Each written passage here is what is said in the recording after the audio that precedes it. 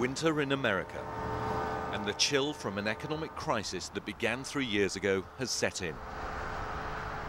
Denver, Colorado is a brash, can-do place that grew rich on energy and mining. But when night falls, the other America emerges from the shadows. Grim streets where drug dealers and prostitutes tout for business around strip joints and seedy motels. And this is also where you'll find America's new homeless. Entire families who've lost everything, hunting for a room for the night. We are in what we do. Okay, so you're going to want to read through that. Like Angelo and his family, checking into a motel run by the charity Volunteers of America. And there's coffee and stuff in there, too. Okay. 239. He's a single father with 3 kids. He's lost his job, and earlier today they were kicked out of their house.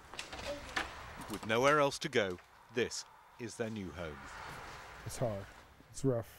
It's unforgiving. Nobody's going to help you really except yourself. That's the only help that's really there for you.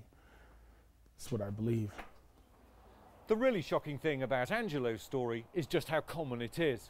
Accurate figures are difficult to come by, but it's thought as many as 3.5 million Americans need shelter like this at some point in the year. And increasingly, it's families who are being made homeless. It doesn't get much harder than this. Robert and Victoria and their 6 children have been living in the motel for weeks. From dawn to dusk, it's a scene of well-oiled chaos in 2 cramped rooms. Robert lost his job this autumn, and like many others, the couple don't have the cash to pay the rent, let alone a mortgage. You know, we had a home, we had a yard for our kids to play in, we had 2 dogs, you know, 2 wonderful dogs that we don't have anymore. And able to cook, and now, I mean, I used to make dinner every night, and now I can't even cook for my family. That's hard. I just miss our life, you know. I don't think that we deserve this, you know, but at the same time, just like, it's life, you know. Oh, Mama, said Sister. What marks these families out is they've never been homeless before. They've struggled to keep a roof over their heads and failed.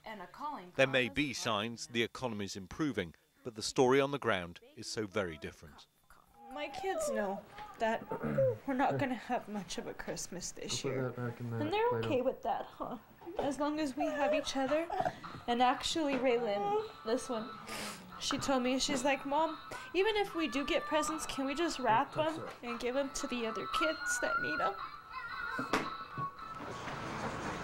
The family are victims of a slowdown no one seems able to control.